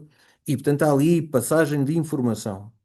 Para além disso, há também visitas entre pares, entre museus específicos, o que é muito interessante e aí tem sido. Porque a nossa rede funciona muito como uma rede informal e o objetivo até é criar proximidade. E essa proximidade vai facilitar a nível de resolução de determinadas circunstâncias, determinadas problemas de cada museu. E a eficácia aí tem acontecido, efetivamente. Outra das parcerias que nós temos estabelecido é com a Universidade de Letras de Lisboa, inclusive a nível da curadoria e orientação científica, temos uma grande proximidade com o professor Amilcar Guerra, e que tem-nos dado esse apoio fundamental. Temos tido também uma série de relações com técnicos de determinadas áreas, nomeadamente em relação à arqueologia, com um projeto Stella, que proporcionou um conjunto de estudos a nível de investigação dentro das nossas limitações. Eles juntaram-se a nós e proporcionaram esse estudo no terreno ou seja, há pouco falava-se do museu ir para o exterior e para fora. É fundamental no futuro, para além da ligação à comunidade, os museus estarem também conectados com realidades que se relacionam com a temática, nomeadamente, no nosso caso, a Esquite Sudoeste, a ligação com as necrópolis, portanto, as várias realidades. E realmente estas parcerias vão complementar, há pouco foi dito, foi falado nisso, se funcionarem como complemento, são fundamentais, até como estímulos internos para os colaboradores dos museus. Em relação à rede de museus do Baixo Alentejo, há pouco dizia que era uma rede informal, que essencialmente se foca precisamente nesta boa proximidade e na passagem de informação, ehm, ehm, gerando resultados. No entanto, é preciso e os museus a nível autónomo criarem os seus próprios mecanismos, terem os seus próprios quadros, e aí os museus municipais, volto a repetir, sofrem de um déficit preocupante, preocupante, diria mesmo. Mas, Rui, não acha também, a tu dizer isto, temos, entretanto, aqui também um comentário no Facebook do Pedro Miguel Salvado, e eu tenho alguma tendência a concordar com ele neste aspecto. No caso dos museus municipais, no meu caso também, e já foi o caso da experiência das colegas que estão até em museus nacionais, a verdade é que nós podemos não conseguir integrar todos, enfim, as profissões e os perfis que são necessárias no quadro do museu, mas ao nível da autarquia, acabamos por, muitas das vezes, conseguir suprir algumas necessidades que eu vejo que, por Sim, exemplo, aos museus nacionais é mais difícil, não sim, é? sim, sim. Porque há determinados campos, de atividade que são próprios dos municípios, não é? Da autarquia, da comunicação, da arquitetura, etc., não é? Que são recursos internos, digamos assim, e que se calhar os museus municipais mais facilmente podem usufruir desses apoios, não é? Mesmo até ao nível educativo, por exemplo, não é? E hoje em dia os municípios têm competências na educação e, portanto, é fácil requisitar, por exemplo, um educador, não é? Um professor, hum, para auxiliar.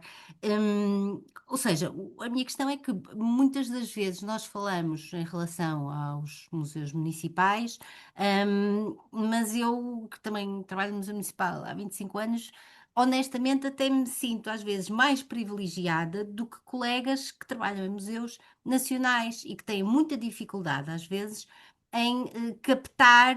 hum, Funções e perfis de coisas relativamente simples que nós poderemos não ter no quadro do museu, digamos assim, seja qual for a unidade orgânica em que o museu se situa, seja nenhuma, seja uma unidade de terceiro grau, seja uma divisão, seja o que for, não é? Mas por outro lado, nós temos essa facilidade de pedir ao colega da comunicação para fazer um não sei quê, de pedir ao arquiteto da divisão de projetos para ajudar, por exemplo, na concepção de suportes, não é? Não sei se Eu concordo em parte, sim, porventura. concordo, e o que está a dizer efetivamente acontece, nomeadamente em relação à comunicação, etc., com as dificuldades que há, mas sim, vai acontecendo em relação aos serviços de obras e outras coisas. Temos isso, diria, à mão, sem dúvida. O cerne da questão é em relação ao funcionamento das atividades museológicas. Eu acho que aí é que há um grande déficit. Claro que há diferenças. A maior parte dos museus em Portugal são municipais e há muitas realidades. Eu Agora vou estou-me a lançar aqui restringir à realidade questão, que uma conheço outra melhor. questão geral, que é percebermos, por exemplo, que há bocado falou nos financiamentos. Boa parte dos financiamentos e dos quadros que temos disponível para financiamento, quando falamos em termos, por exemplo, de museus municipais, praticamente todos eles exigem que o museu seja credenciado pela Rede Portuguesa de Museus. Não é? Nem todos. Eh, Por exemplo, obras que faz no museu, não é preciso. Por exemplo, Sim. Olha, uma simples,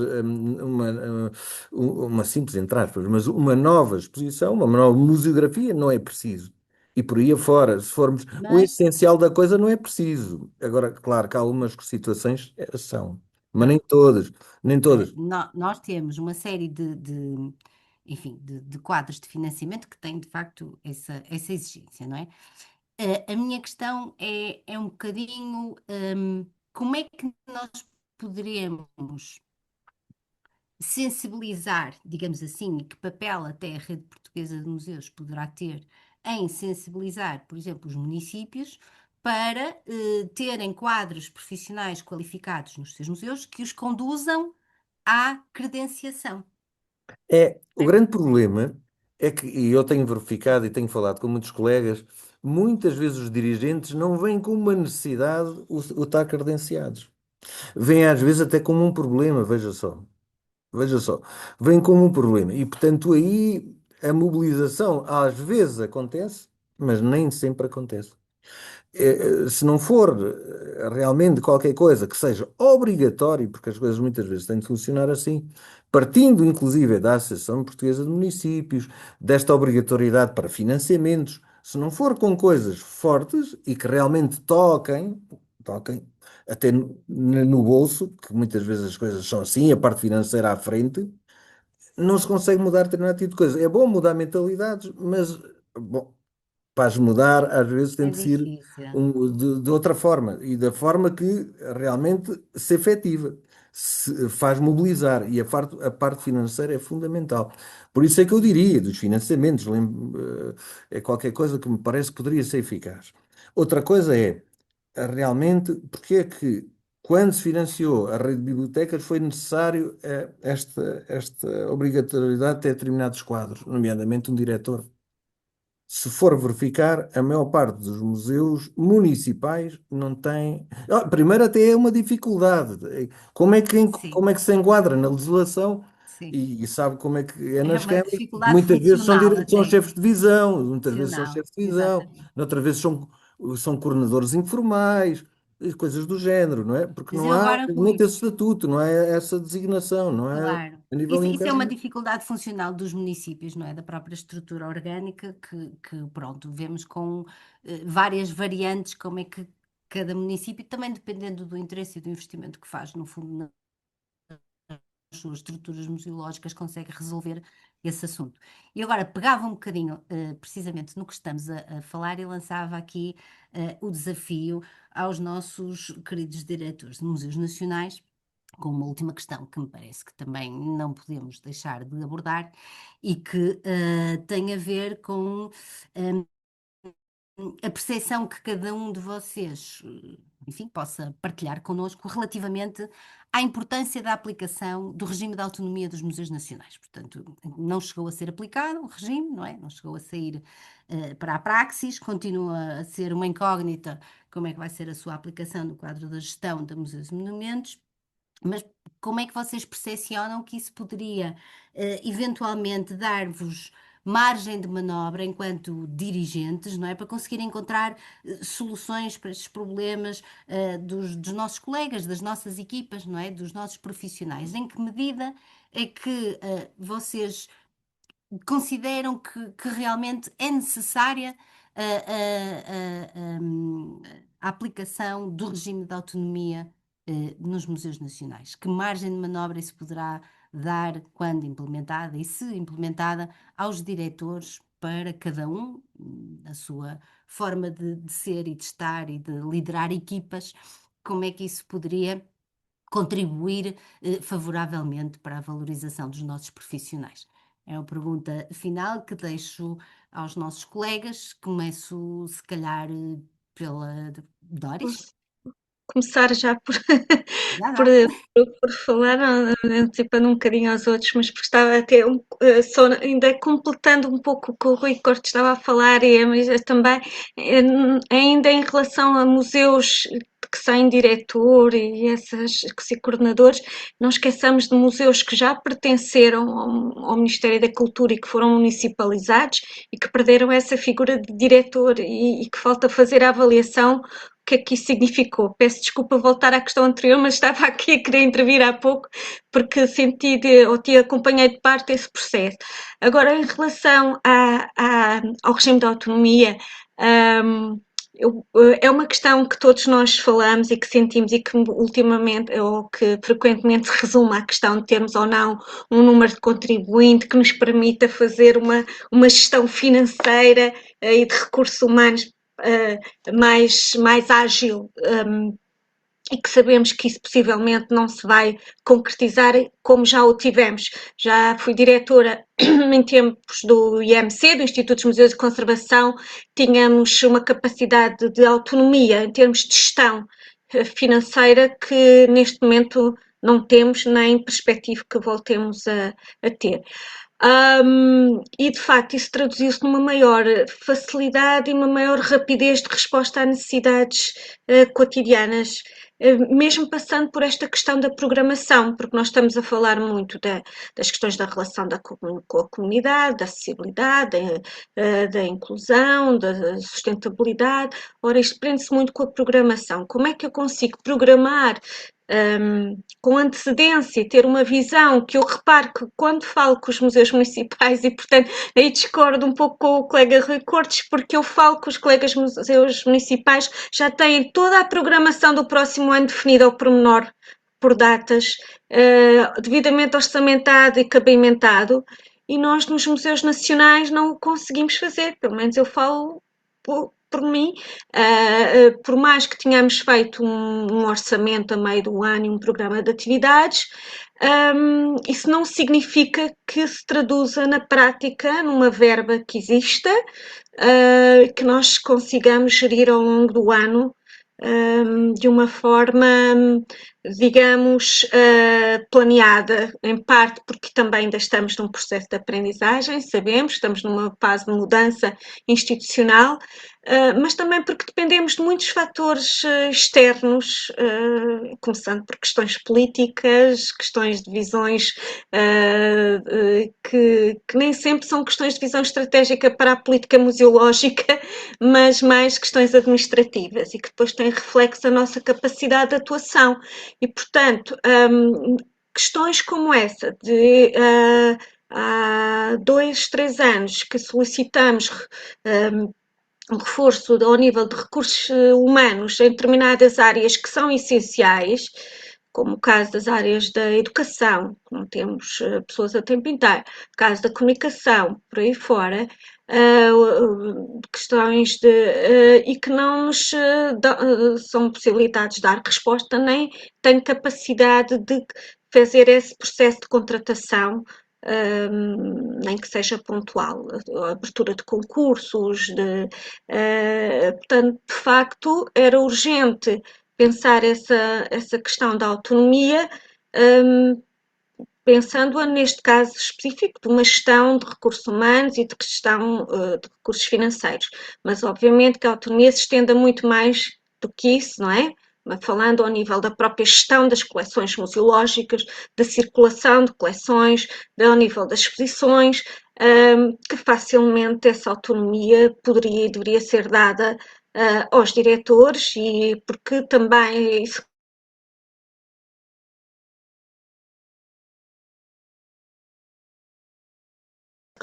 vamos pensar, pelo menos ao nível dos museus nacionais, sabemos que temos equipas muito deficitárias em termos de recursos humanos, mas temos essas equipas que há pouco se falou, com muitos anos de experiência, não é?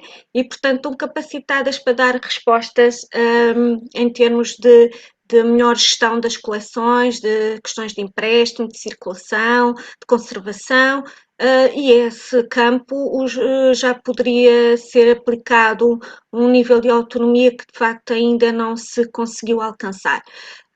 Portanto, continua a ser, no meu entendimento, primordial que consigamos avançar mais nesse sentido. Rita, o que é que partilha desta ideia da Doris? Acho que de facto é uma diferença substancial. Partilho, acho que a Doris foi bastante abrangente e contundente na resposta, e portanto eu partilho completamente o que ela disse, não é? é urgente caminhar para essa autonomia, nem que seja, ou se calhar é bom que seja de forma faseada.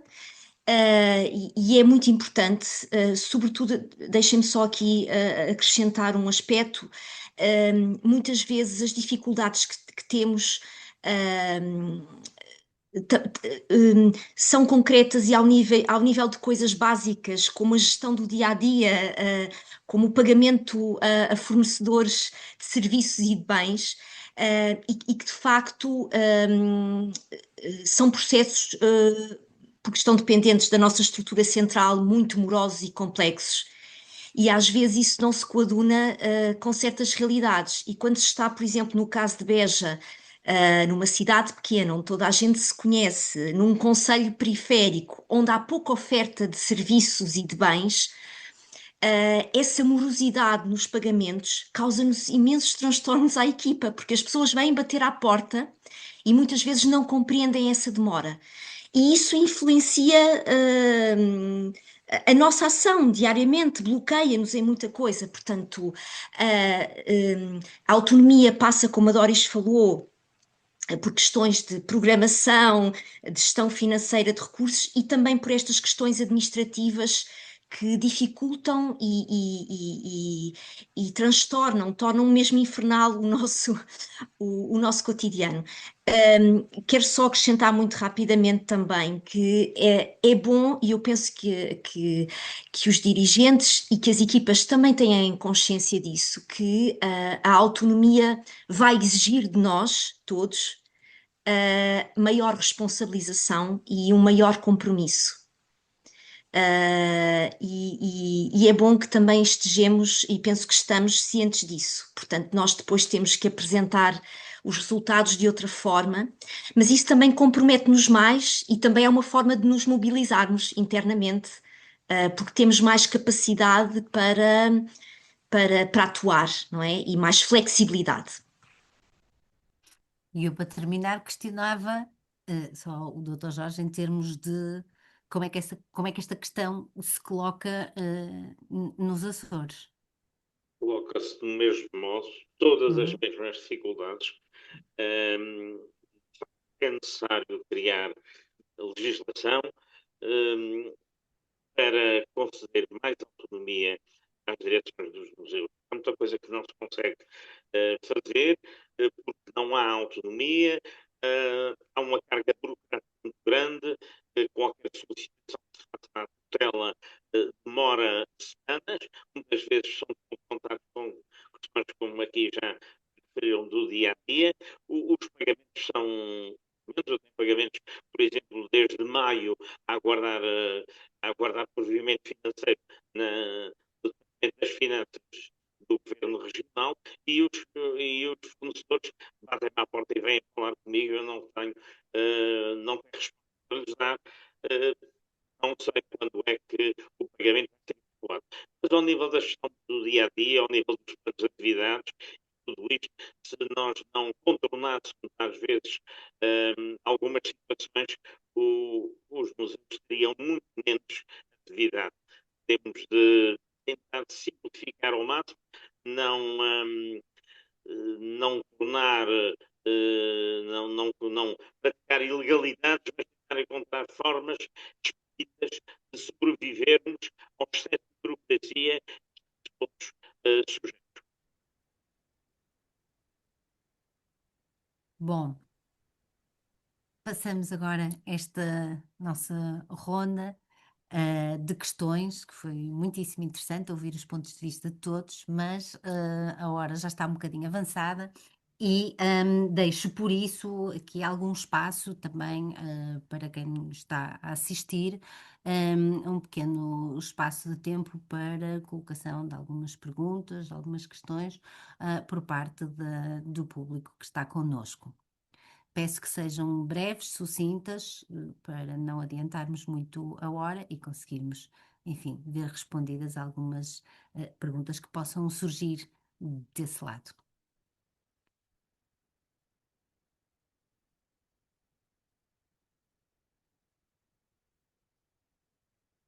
Não sei se, entretanto, os colegas que estão também no back-office têm algum feedback de alguma questão que esteja a ser colocada nas redes sociais, onde estamos também com a transmissão em direto. Podem escrever no chat também alguma questão. Eu só em relação à autonomia dos museus nacionais, eu realmente parece-me que é imprescindível, principalmente na vertente, é reforçar um bocadinho na vertente financeira e na vertente dos recursos humanos, porque cada caso é um caso e é preciso, é preciso não uniformizar. E, e realmente é qualquer coisa premente e que devia avançar, embora eu esteja a falar de fora, mas compreendo perfeitamente esse estado de espírito e esse sentir de quem trabalha nos museus nacionais. Claro.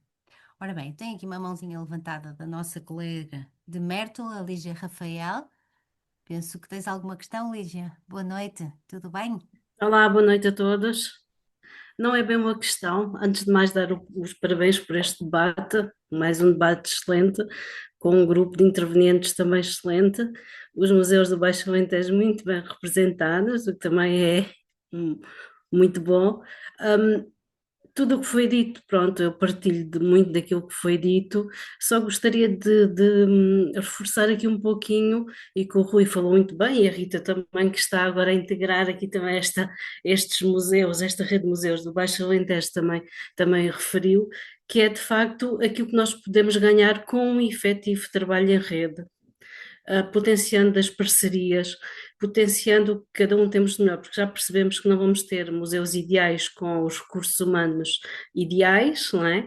Agora temos que potenciar muito esse trabalho em rede e creio que nós ainda estamos um bocadinho aquém. Podemos fazer muito mais, podemos trabalhar mais uns com os outros, podemos conhecer melhor as nossas unidades museológicas e os nossos recursos e de que forma é que podemos partilhar com os nossos colegas. Eu creio que ainda temos muito trabalho a fazer, e seja em redes, sei lá, municipais, ou depois mais regionais, ou até alargando a um território ainda mais abrangente. Era só. Parabéns a todos. Muito obrigada, Lígia. Não sei se, entretanto, mais alguém deseja colocar alguma questão aos nossos oradores. Aproveitar enquanto estamos aqui.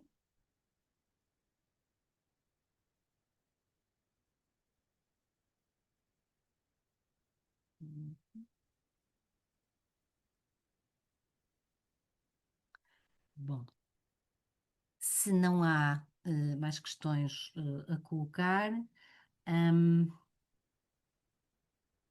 temos aqui alguns comentários nas redes, mas são mais comentários do que propriamente questões, no sentido, por exemplo, de sensibilização do poder executivo para a importância dos museus e dos seus profissionais, um bocadinho no âmbito daquela questão que falamos da credenciação da RPM, e estou aqui a ver, ok, bom.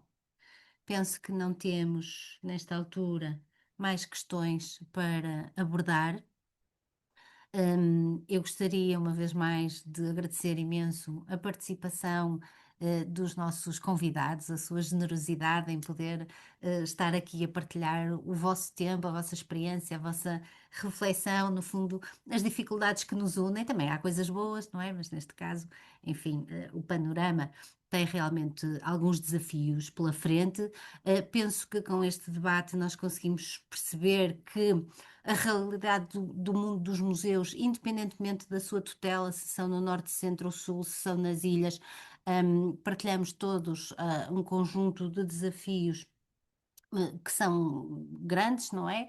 Mas que entre todos e entre várias soluções que aqui abordamos, das redes colaborativas, enfim, de alguma estratégia que possamos, cada um de nós, à nossa maneira, ter para fazermos o melhor pelas nossas equipas e pelos nossos profissionais, todos estamos profundamente atentos a esta situação, e penso que agora o foco devia realmente passar por alinharmos todas as nossas tutelas, sejam elas da administração local, central, regional, no sentido de irmos solucionando de facto estas questões, porque o nosso papel é um papel determinante para aquilo que é não só a transmissão de conhecimento, ou, enfim, a salvaguarda do património que é de todos nós, mas também motivar, sobretudo, as novas gerações para ganharmos alguma atratividade e podermos, enfim, ter museus virados para o futuro.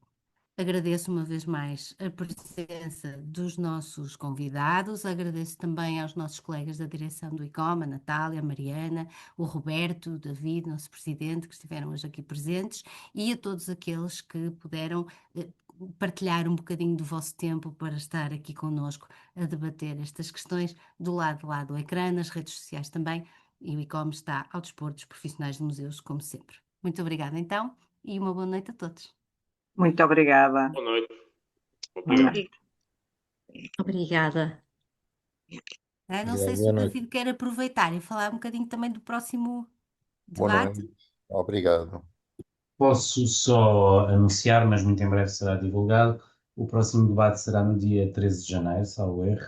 Será dedicado à Lei Quadro dos Museus e terá por participantes a professora Raquel Henriques da Silva, o Dr. João Martins Claro, o Dr. Manuel Bairrão Oleiro, a Graça Felipe e a Clara Camacho. Acho que não me esqueci de ninguém. Muito bem. E muito obrigado a todos mais uma vez. Boa noite. Muito obrigada, uma boa noite. Boa noite.